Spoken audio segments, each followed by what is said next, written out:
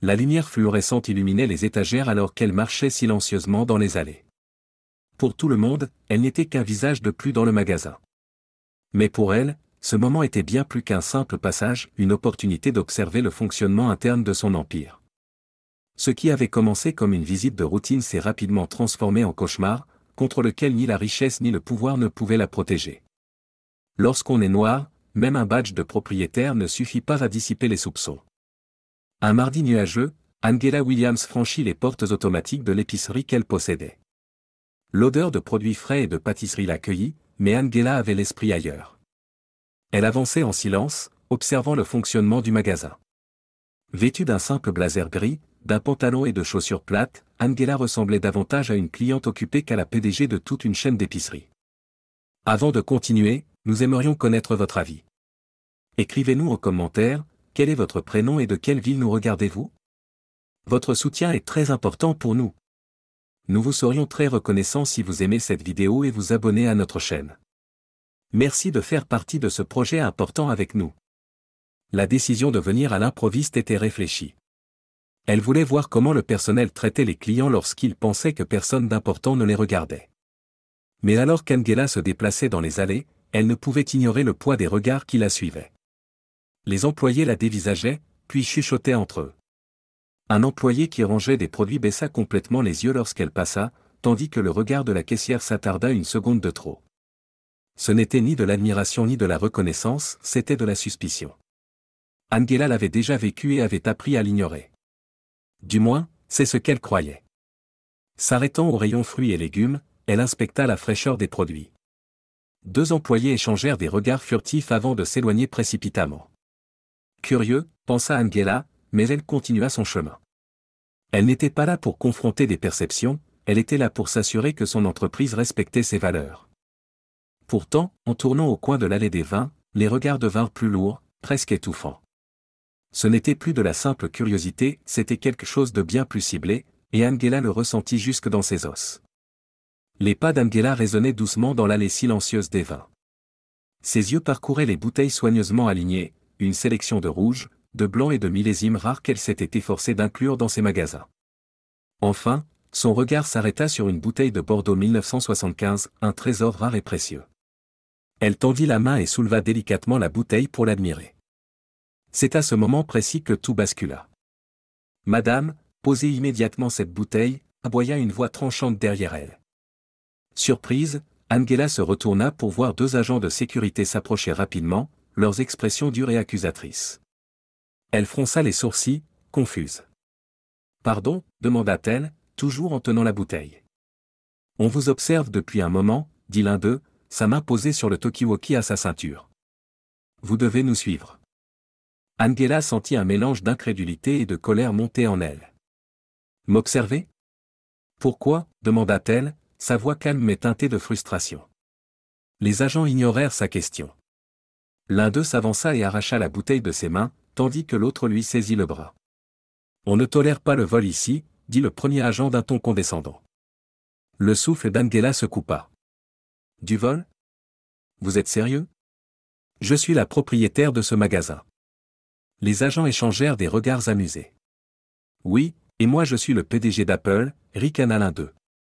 Avant qu'elle ne puisse dire un mot de plus, ses bras furent violemment tirés derrière son dos et menottés. Le métal froid lui entailla les poignets tandis qu'humiliation et rage bouillonnaient en elle. Elle se débattit, essayant de les faire écouter. « C'est une erreur. Vérifiez vos registres. Je suis Angela Williams, la propriétaire de ce magasin, cria-t-elle. Mais ses protestations restèrent sans réponse. Les clients et les employés restaient figés, certains chuchotant, d'autres regardant ouvertement la scène. Le cœur d'Angela battait à tout rompre alors qu'elle était traînée à travers le magasin comme une criminelle, sa dignité détruite à chaque pas. Lorsqu'elle fut finalement poussée dans le bureau à l'arrière pour attendre la police, Angela savait une chose, ce n'était pas un malentendu. C'était le prix des présomptions attachées à la couleur de sa peau. Le bureau exigu et stérile empestait le café rassis et la sueur, la lumière fluorescente bourdonnant au plafond. Angela était assise sur une chaise métallique, les poignets toujours menottés dans son dos. Elle ressentait chaque regard dans la pièce comme un poids, comme si elle était une bête de foire exposée. À travers les murs fins, elle pouvait entendre les bruits du magasin, des clients qui discutaient, des caisses qui sonnaient et, sans doute, des chuchotements sur la « voleuse ». 2 agents de sécurité se tenaient près de la porte, leurs expressions satisfaites et immuables. L'un était adossé au mur, les bras croisés, tandis que l'autre feuilletait des papiers pour affirmer son autorité. « Vous n'avez pas de pièce d'identité sur vous, hein » demanda l'un d'eux avec un ton moqueur. « Pratique. » Angela inspira profondément, essayant de garder son calme. « Je vous l'ai dit, » répondit-elle, sa voix égale mais tendue. « J'ai laissé mon sac dans ma voiture parce que je n'avais pas prévu d'acheter quoi que ce soit aujourd'hui. Appelez le siège. Vérifiez le registre. Je suis Angela Williams, la PDG de toute cette chaîne. Madame, vous savez combien de fois on entend ce genre de truc? Restez tranquille. Les flics vont régler ça. » Quelques instants plus tard, 2 policiers entrèrent dans la pièce, leurs expressions dures et indifférentes. L'un commença à prendre des notes, tandis que l'autre se pencha vers elle. « On a reçu des signalements de vol. Vous voulez expliquer ce que vous faisiez avec cette bouteille de vin ?» Angela les fixa, incrédule. « Je ne volais rien. J'inspectais un produit dans MON Magasin. Vous pouvez vérifier mon identité avec un simple appel. » « Laissez-moi deviner » lança un policier, à peine capable de dissimuler un roulement des yeux. « Vous n'avez aucune preuve sur vous? Ça n'a pas l'air crédible. » Sa patience craqua. « Il ne s'agit pas de preuves. Il s'agit de préjugés. Est-ce que vous poseriez ces questions si j'étais une femme blanche en tailleur ?» Le policier s'arrêta un instant, puis plissa les yeux. « Madame, je vous conseille de cesser de faire des accusations et de commencer à coopérer. » Angela se mordit la langue, consciente que tout argument supplémentaire ne ferait qu'envenimer la situation. Elle serra les poings derrière son dos, les menottes entaillant ses poignets. Le temps s'étira alors qu'ils continuaient leur interrogatoire, répétant encore et encore les mêmes questions condescendantes. Chacune d'elles était un coup porté à sa dignité, un rappel cruel de l'insignifiance de ses succès face à leurs suppositions. Alors que les questions se poursuivaient, Angela jeta un coup d'œil par la fenêtre du bureau. Derrière la vitre, des employés et des clients tendaient le cou, essayant de voir la « suspecte ». Certains murmuraient et pointaient du doigt, tandis que d'autres observaient avec une satisfaction à peine voilée. Elle sentait le poids de leur regard, l'humiliation grignotant sa détermination. Cela ne concernait plus seulement sa réputation. Il s'agissait du message envoyé à tous ceux qui observaient, peu importe combien vous travaillez, combien vous accomplissez ou combien de pouvoir vous détenez, si votre peau est noire, vous êtes coupable jusqu'à preuve du contraire. La tension oppressante dans le petit bureau de police persistait tandis qu'Angela restait silencieuse, ses poignets endoloris par les menottes. Elle n'avait plus rien à dire, la vérité devait parler d'elle-même. Alors que les agents s'apprêtaient à aller plus loin, la porte s'ouvrit brusquement, et un homme en costume impeccable entra, son visage marqué par une colère contenue. C'était l'avocat d'Angela, portant un dossier épais rempli de documents. Il le posa avec autorité sur le bureau, le bruit brisant l'atmosphère tendue. « Je vous conseille de regarder ça avant de commettre d'autres erreurs, » dit-il d'une voix calme mais tranchante. Les policiers échangèrent des regards nerveux, hésitant pour la première fois depuis le début de l'incident. L'un d'eux ouvrit le dossier, en sortant des documents d'enregistrement d'entreprise, une pièce d'identité d'Angela et un bail signé pour le bâtiment même où il se trouvait. Une photo d'Angela lors d'une cérémonie d'inauguration était attachée en haut du dossier. « Voici Angela Williams », poursuivit l'avocat. La fondatrice et PDG de cette chaîne d'épicerie. Elle possède ce magasin, et vos actions aujourd'hui relèvent de la détention illégale et du profilage racial. Je vous conseille de la libérer immédiatement. La pièce tomba dans un silence pesant, interrompu uniquement par le froissement des papiers. La confiance arrogante des gardes fondit, laissant place à une incrédulité béante. L'un d'eux balbutia. « Nous ne savions pas. » « Vous n'avez même pas essayé de savoir, » coupa Angela, sa voix calme mais glaciale. « Vous avez fait des suppositions basées uniquement sur la couleur de ma peau. » L'agent tenant les papiers blêmit en murmurant des excuses, cherchant maladroitement la clé pour déverrouiller les menottes. Angela se leva, massant ses poignets endoloris, son regard ferme et perçant. Les gardes et les agents évitaient ses yeux, leur bravade précédente remplacée par la honte. « Madame Williams, » tenta finalement un policier, « nous ne voulions pas. » Angela le coupa net. « Vous avez exactement voulu ce que vous avez fait. La vraie question est de savoir si vous en tirerez une leçon. » L'avocat n'en avait pas fini. Nous allons déposer une plainte officielle contre toutes les personnes impliquées dans cet incident, y compris ces gardes et ce commissariat. Madame Williams mérite bien plus que des excuses, elle mérite des comptes à rendre. Les gardes et les policiers se trémoussèrent maladroitement, murmurant des excuses faibles. Mais Angela ne resta pas pour les entendre. Elle quitta la pièce la tête haute, son avocat à ses côtés. Dehors, l'air du soir était lourd, mais portait un sentiment de résolution.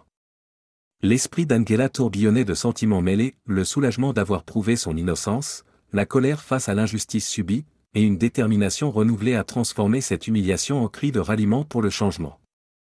Cela ne concernait plus seulement elle, il s'agissait de remettre en question un système qui permettait à des préjugés de prospérer sans contrôle. Angela sortit du commissariat dans la lumière déclinante du soir, le poids de l'expérience pesant lourdement sur ses épaules.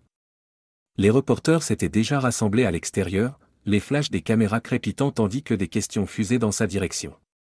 Elle s'arrêta un instant, son avocat lui faisant signe de se diriger vers la voiture qui l'attendait. Mais Angela avait pris sa décision, ce moment ne pouvait pas passer sous silence. Elle s'avança vers le micro le plus proche, son expression à la fois calme et déterminée. Ce qui m'est arrivé aujourd'hui n'est pas un incident isolé, commença-t-elle, sa voix stable mais vibrante d'émotion. Aucun succès, aucun pouvoir ne peut protéger quelqu'un des préjugés profondément enracinés dans cette société. Ce qui s'est passé n'était pas seulement humiliant, c'était un rappel brutal des barrières qui existent encore pour les personnes de couleur, même lorsqu'elles construisent quelque chose à partir de rien. Les reporters prirent des notes frénétiquement, la foule s'agrandissant à mesure que ces paroles résonnaient. Cela ne concerne pas que moi, poursuivit Angela. Cela concerne chaque femme noire qui a été mise en doute, sous-estimée, et injustement jugée. Cela concerne les millions de voix qui restent inaudibles. Et je veux être clair, je ne resterai pas silencieuse. Le lendemain matin, l'histoire d'Angela faisait la une des journaux nationaux, déclenchant des débats sur le profilage racial et les inégalités systémiques. Les réseaux sociaux s'enflammèrent avec des hashtags en soutien, tandis que d'autres s'interrogeaient sur la façon dont un tel incident avait pu arriver à une personne de son envergure. Les agents de sécurité furent suspendus en attendant une enquête, et l'avocat d'Angela entama des poursuites judiciaires contre eux ainsi que contre le département de police. Malgré le soutien public, Angela ressentait les cicatrices invisibles laissées par l'incident. Quelques semaines plus tard, elle se tenait à nouveau devant le même magasin, sa présence n'étant plus anonyme. Les employés présentèrent des excuses sincères, mais le regard d'Angela s'attarda sur les clients qui l'observaient avec un mélange de curiosité et de culpabilité. Le magasin ne ressemblait plus à une partie de son empire, il semblait souillé, un rappel de la facilité avec laquelle son identité avait été mise de côté. Un soir, Angela retourna à son bureau et trouva une enveloppe posée sur son bureau, non marquée, à l'exception de son nom écrit en grosses lettres noires. À l'intérieur, une simple feuille de papier portait un message glaçant par sa simplicité. La prochaine fois, reste à ta place. Angela fixa la note, sa mâchoire se crispant. C'était une menace, un avertissement, mais pour elle, c'était aussi un carburant. Elle épingla la note au tableau en liège au-dessus de son bureau, un rappel silencieux du combat qui l'attendait. Angela n'était pas découragée, elle était galvanisée. Son héritage avait été entaché, mais il était loin d'être terminé.